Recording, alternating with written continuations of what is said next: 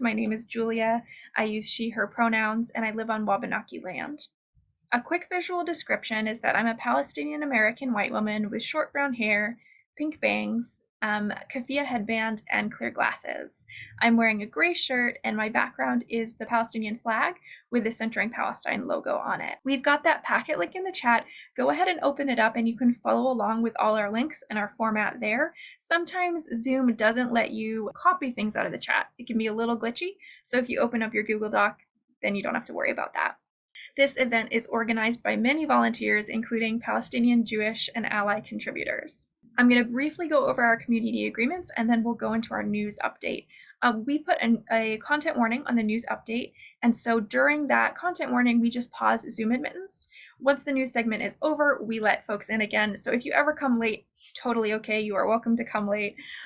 Just know that you might get stuck in the waiting room for a couple extra minutes. So let's look at those community agreements. This is the short version. The longer or fuller version, I should say, is on the Zoom link /community agreements document. That is probably how you got this Zoom link in the first place. So we are COVID cautious. This event is organized by COVID cautious folks, and we ask that attendees be respectful of that intersection.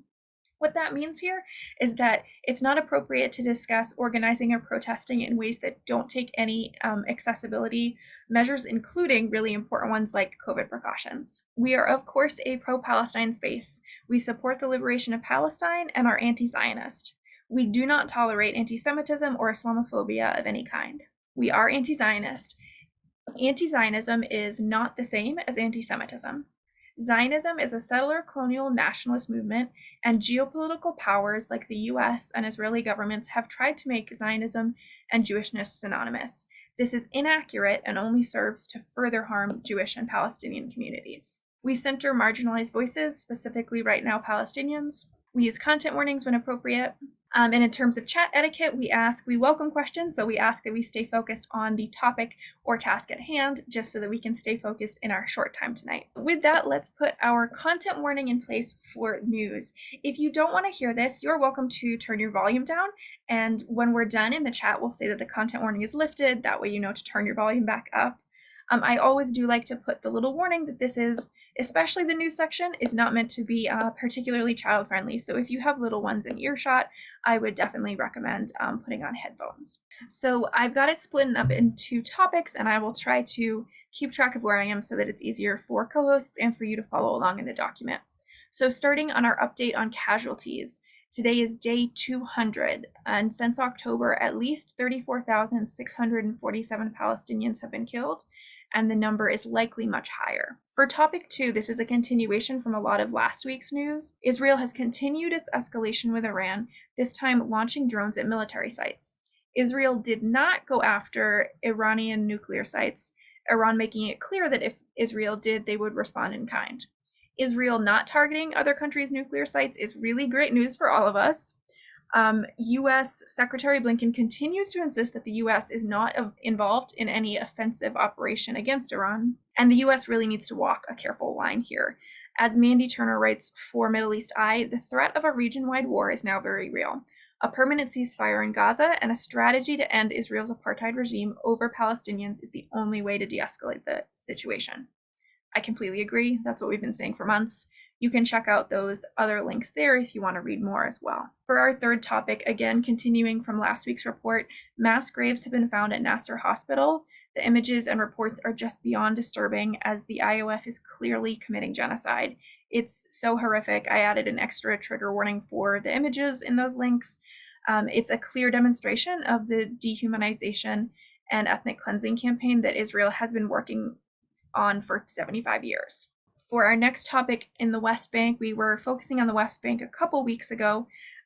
Israel also continues its campaign in the West Bank, where the IOF raided a refugee camp, causing the worst destruction that area has seen in decades.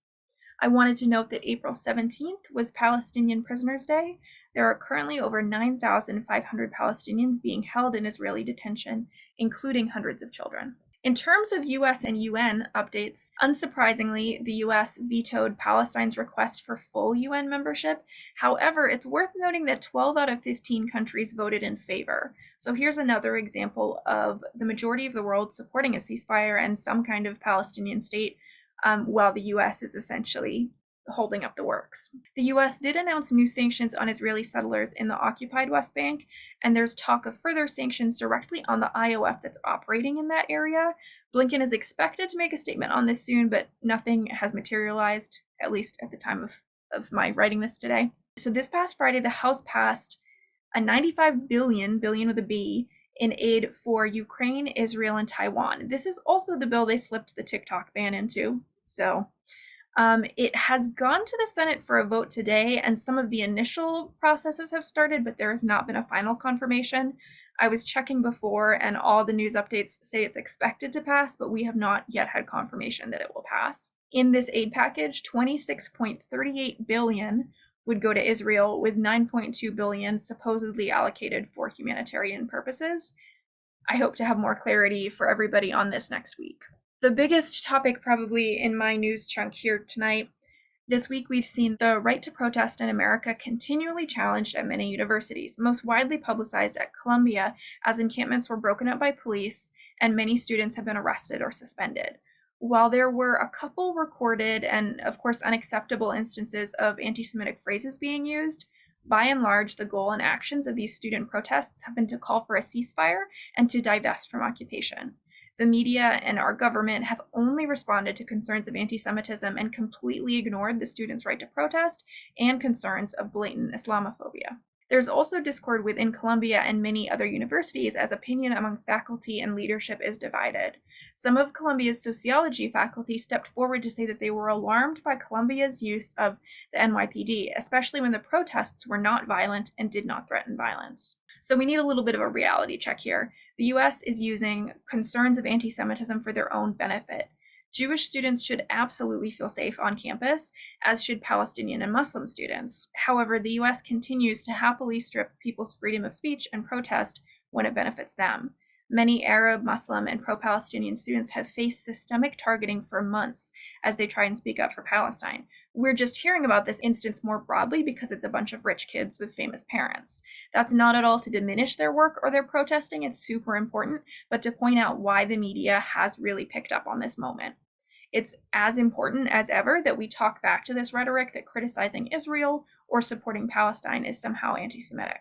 That's the really short version of all that. You're welcome to look at the many links I have underneath to learn more. The next topic, the White House Correspondents' Dinner is coming up, and Palestinian journalists have asked for a boycott of this. So the Adela Justice Project writes that since October 7th, Israeli forces have killed at least 125 journalists in Gaza, more journalists than have ever been killed in a single country in an entire year. We'll be taking action on this later. It's a really important moment to show solidarity with the press that are so bravely telling us the truth about genocide. A few more updates before we go to our action section. So Sudan faces increasing violence as the RSF fighters are accused of ransacking homes and arresting local leaders in Tootie Island. This was in response to the community coming together to condemn the assault of a young woman by an RSF member. Amnesty International is urging the UN Secretary Council to expand its arms embargo and disrupt the flow of weapons into Sudan. In terms of the Democratic Republic of Congo, violence is continuing, and recently, this has been, you might have seen this in the news, recently the Belgian ambassador to Congo said that the DRC should file a complaint with the ICJ over Rwanda's suspected involvement in funding M23. Now, this set off a whole kind of firestorm between reporters and news outlets. However, UN experts do believe that there is sufficient evidence to start a kind of case. I would definitely recommend reading that article and catching up on that. Lastly, I did really want to mention, I saw this as well this week. So recently, a human rights organization representing ethnic Armenians has submitted evidence to the ICC, that's the International Criminal Court, not to be confused with the ICJ, arguing that Azerbaijan is committing genocide. There is sufficient evidence to hopefully begin a formal investigation. And now this is something that's been going on for some time. There has been many firsthand accounts online, but this would be a really helpful and important step into this ethnic cleansing being acknowledged more widely. So again, I've got a couple links there that I recommend catching up on. Thank you. That was my slightly lengthy news section. I appreciate your patience. Let's lift this content warning, and I'm going to hand the spotlight over to Kevin. So, hi everybody. I'm Kevin. I go by he or they pronouns. I'm calling from Scurvy Land. And a quick visual description of me.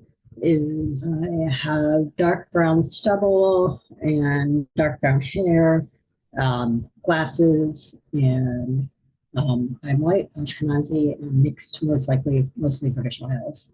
Before we launch into our action section tonight, I just wanted to hold a little bit of space for a somber second night of Passover, which also actually offers opportunity for action. I have some excerpts from a carousel here. The link in the chat is to the carousel. The text of the carousel is, this Passover, we are crying out in the loudest terms possible. We cannot observe this night like all other nights. We cannot, in good conscience, sit down to enjoy festive Seder meals as a state acting in the name of the Jewish people is weaponizing starvation against the Palestinian people.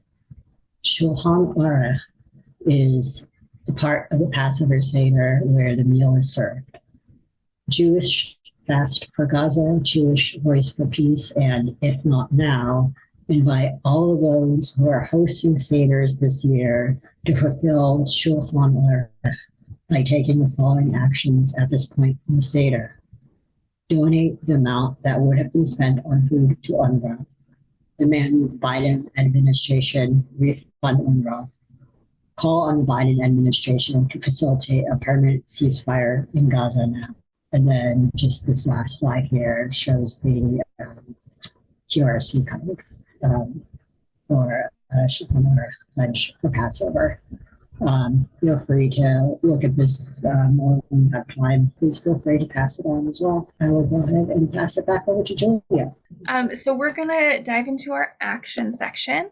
If you're familiar, oftentimes we split up into breakout rooms. Today we are staying all together. We like to switch it up sometimes, and that worked better for tonight's action items. So we have three shorter actions we're going to do tonight. One is going to be an action we can take to help protect journalists in Gaza. We're going to do another action to support Colombia demonstrators. And then our third action is going to be contacting our reps about stopping genocide.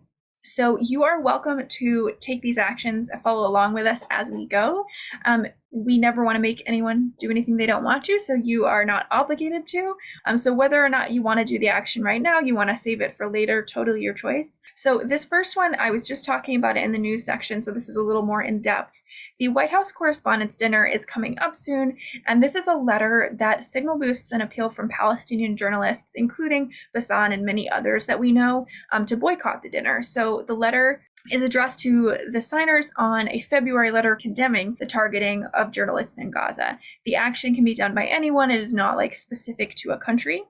So go ahead, if you click that link, we're going to focus more on journalists' access and safety to Gaza in just a couple weeks. So that will be coming up as a topic as well. There's a stat there that Kevin's put for us that's sobering but good to look at. The Committee to Protect Journalists is tracking journalist death, injuries, and disappearances. As they track worldwide and have been for decades, their Gaza list is really sobering. So that's the second link you're welcome to look at as well. As you can see, as of April 21st, 97 journalists and media workers were confirmed dead. It continues on the ones that were reported injured, missing, arrested.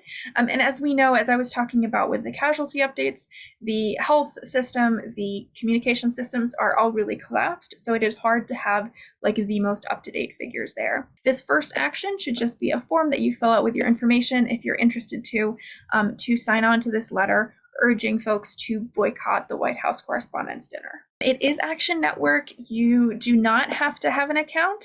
You can opt in to have an account. It's totally up to you.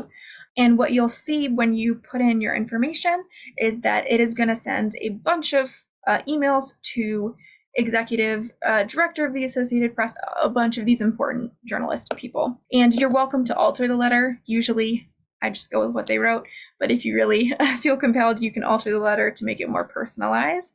And once you click send, you can see how close they are to their goal, etc. It may prompt you to further share or sign up. You don't have to. Once you click send, you are done.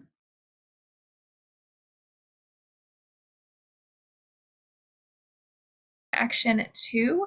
So this is to support Columbia demonstrators. As I said in my news segment, Columbia's been in the news a lot after the administration called in the NYPD to clear an encampment that was set up in solidarity with Palestine. This coincided with testimony the Columbia president gave to Congress as part of the attacks on student speech and rights to protest. Columbia has been antagonistic to student protests and calls for a ceasefire since the assault on Gaza began. Actions at Columbia have already inspired solidarity actions on other universities and may spur more. Attacks on Columbia students should be seen as broader attacks on protest and the call to support the BDS movement.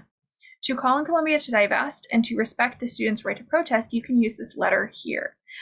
There's a little note. Please note the form will prompt you to donate. It's not necessary. Again, the form just kind of takes you through each step. So we're going to be working on Action 2. It is similar to the last one. You don't have to be in a certain country to fill it out. Now, what we do know about internet technology can be a little bit of a glitch. If the form doesn't immediately pop up for you, what you can do is open it in a private or incognito browser, whatever your browser is. It might call it something different.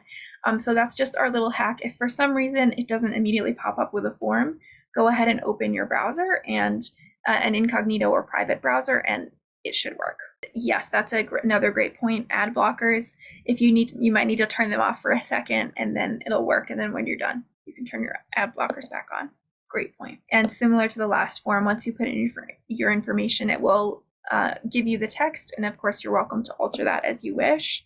Again, once you click send, that donation pops up. No pressure. Obviously, they're lovely if you want to. All power to you. But there's no need to do that. That is just their next step in the form. Once you press send, you're good. The letters were sent.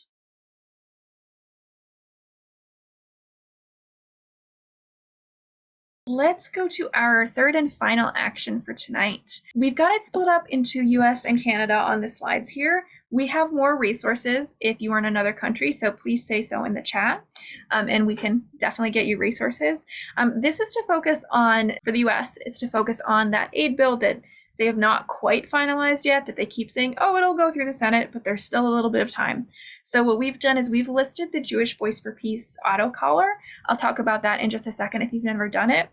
For Canada, if you're Canadian and you don't know about this resource, it's such a good doc. This is Canada for Palestine. They update the script, like the phone or email script, daily with like the most recent news, and they keep it short so that you can fit it in a voicemail. So they're super cool. You can go ahead and check out that resource there. But our goal for the next 5 minutes is to either make a phone call or email to our reps.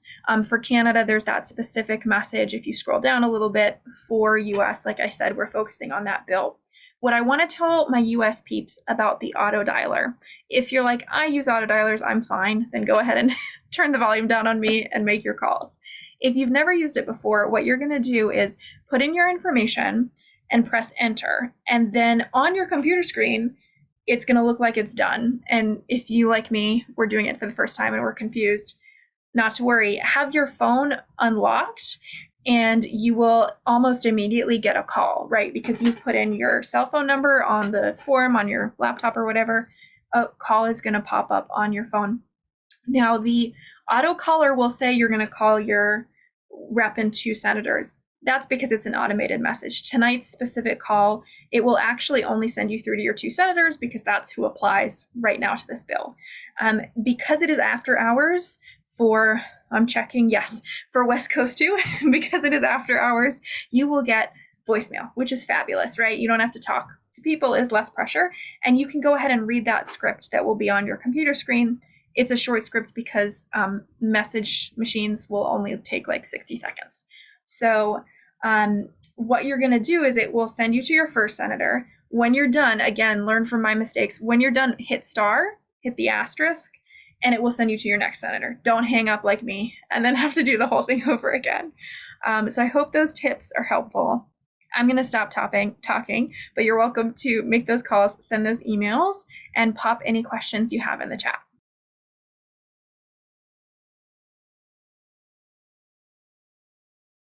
Kevin, can I hand the spotlight back to you?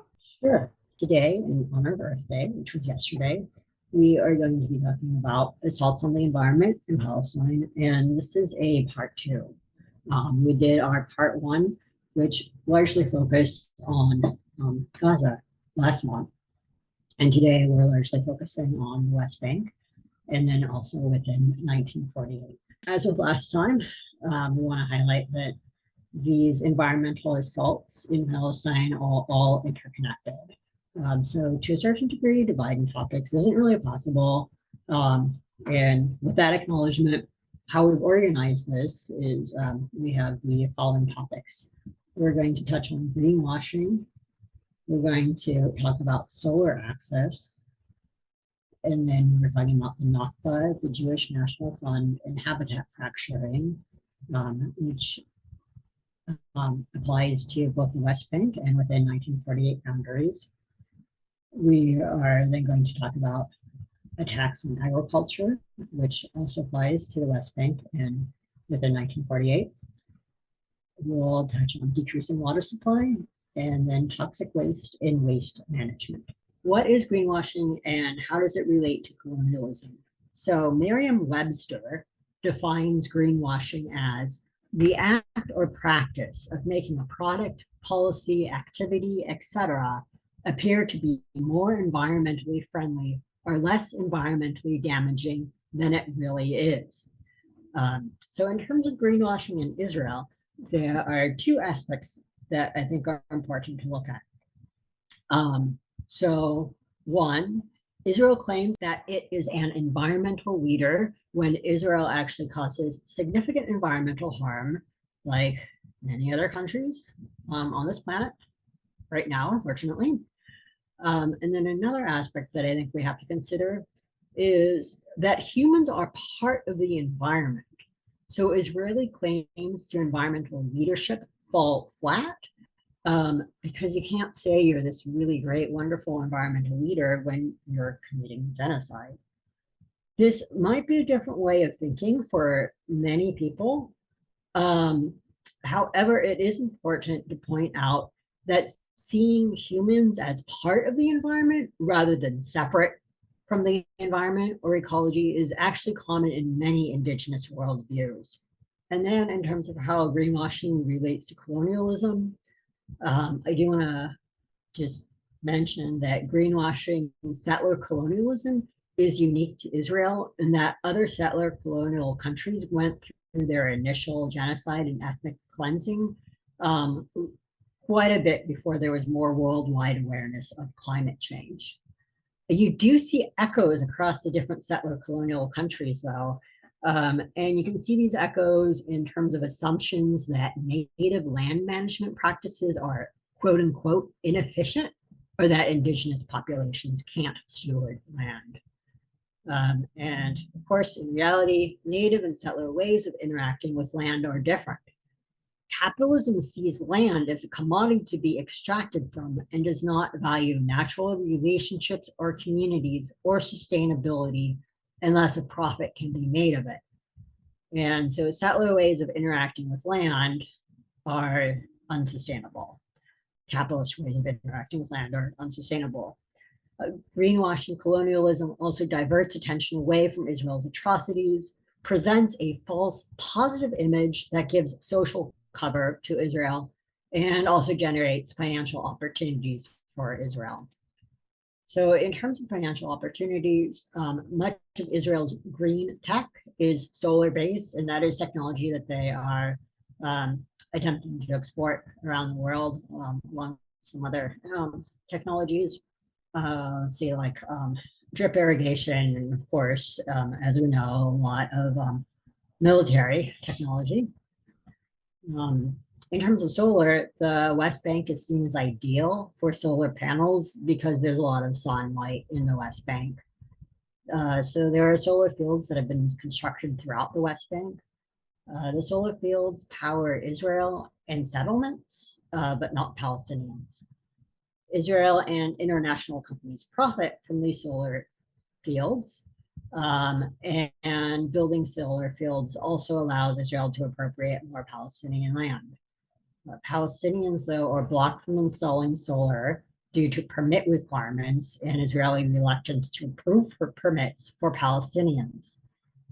Israel will also confiscate solar panels from Palestinians, even when those panels are funded by international development projects. And so you have more international attention.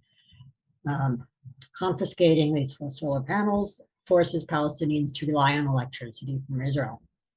The electrical infrastructure for Palestinians in the West Bank is outdated, and upgrades are blocked by Israel.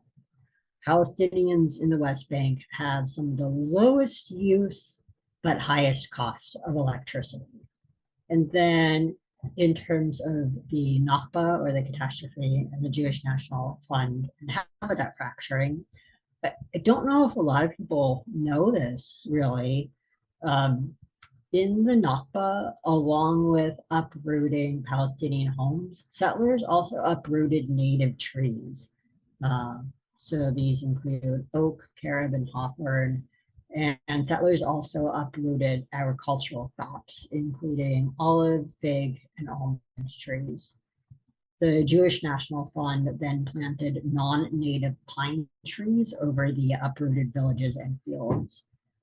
These pine trees consume more water than local plants, and they reduce biodiversity as well because the needles are acidic and that inhibits undergrowth. And these pines are also fire prone due to high resins. There are pine trees in in Palestine that are native, but the pine trees that the Jewish National Fund planted are not native pine trees. And people probably actually know this already. Habitat is also fractured by Israel's apartheid wall and also by its network of settler roads. Israel maintains a 75-meter buffer around settler roads and bulldozes trees and structures within those buffers. And that actually means that there are more than 100 square kilometers that fall in those buffers. In the West Bank, land is also confiscated from Palestinians under the guise of ecological protection, and then settlements have been constructed on that land confiscated from Palestinians, presumably for ecological reasons. Attacking agriculture. This is probably familiar to people on the Zoom as well. Settlers continue to attack crops Palestinians attempt to grow. Attacks escalate during harvest season. Olive trees are destroyed by Israel under the guise of ferreting out Paris. Saad Dagger, an agronomist, estimates that there's probably about 1 million trees that have been uprooted since 1967. Uprooting olive trees has an impact on soil erosion, climate. 1 liter of olive oil translates to absorbing 11 kilograms of carbon dioxide, and that's absorbed by the olive tree bark. And then there's also implications in terms of biodiversity. We talked about this in our part one when we talked about Gaza. Gazans have reported that olive groves often contain Aleppo pine, that's the native pine, almond, Palestinian buckhorn, piney hawthorn, and fig trees too.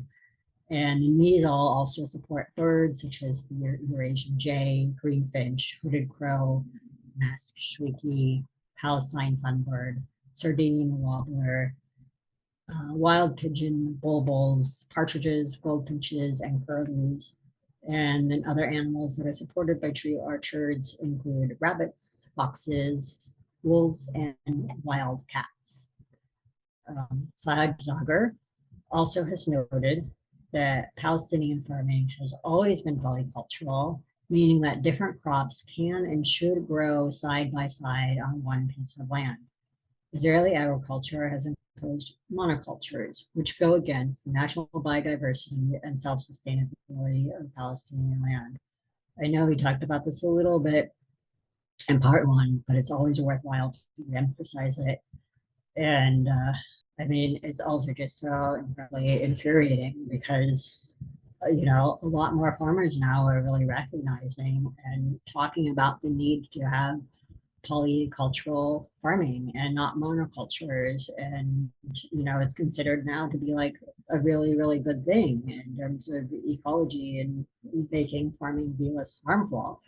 And, it's just so obnoxious to see a good practice, just being completely ripped out like that. Land and people assaulted both. In terms of water supply, half of Palestinian wells in the West Bank have dried now. Palestinians need permission to build new wells and other water infrastructure. They also need permission to collect rainwater. 91% of West Bank water is taken by settlers, and settlers and soldiers both attack Palestinian water infrastructure. Palestinians have little water for agriculture and livestock as a result. It is unclear to what degree diversion of West Bank water resources to settlements affects native plants and ecosystems. And then on the right here, there's an infographic that shows how much water Israelis, including the settlements, use, 247 liters.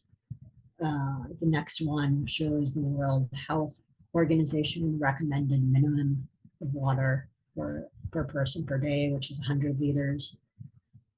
And then there is how much water West Bank Palestinians use, which is 82.4 liters.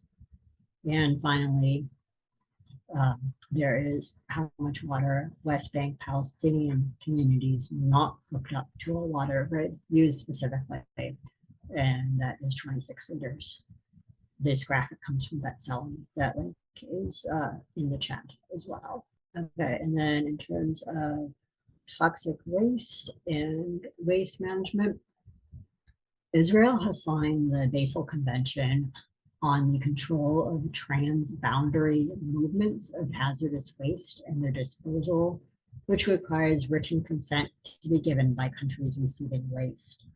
Because Israel considers the West Bank part of Israel, they have not obtained written permission to transport waste to the West Bank or process it there. The Israeli Clean Air Law and Environmental Protection Law apply within the 1948 boundaries of Israel, but not the West Bank. This, along with subsidies and tax breaks from Israel, makes waste processing cheaper in the West Bank. Poorly regulated waste processing in the West Bank causes genetic damage, which can increase risk of cancer, birth defects, and miscarriage. Lack of regulation and intentional de-development of Palestinian infrastructure also means household waste and sewage are not properly disposed. Those links are in the chat too. And finally, then we just wanted to lift up a few Palestinian environmental groups. We're just lifting up two, but there are more. The Palestinian Environmental NGOs Network is a consortium of organizations. They are connected with Friends of the Earth Palestine. They also have a climate justice fellowship, and they focus on tracking environmental assaults. So this graphic here underneath that text actually shows on their website how they're tracking assaults, environmental assaults, and the data that you can access as well from them. And then Palestine Action for the Planet has a strong zero emissions focus. They are not yet listed as part of Pentagon or the Palestinian Environmental NGOs Network, but they are reaching out to them. Their intent is to join with Pentagon as well. All right, so with that, next week we will focus on student protests for Palestine in the US and how they are being targeted as part of a broader attack on protest. We are doing a closeout song of Olive Branch by Palestinian Chilean artist Ileana. The English translation for the lyrics for reference is, "Words aren't enough. What else can I say? My tears have dried out. My heart is broken. I'm far away, but I'm praying for you. And I'm sending peace on an olive branch. I'm far away, but I'm praying for you. and I'm sending peace on an olive branch. In the land of peace, peace is dead, and the world is sleeping on a hurt child. Our feedback form is in the chat as well, if you would like to provide feedback. Thank you so much.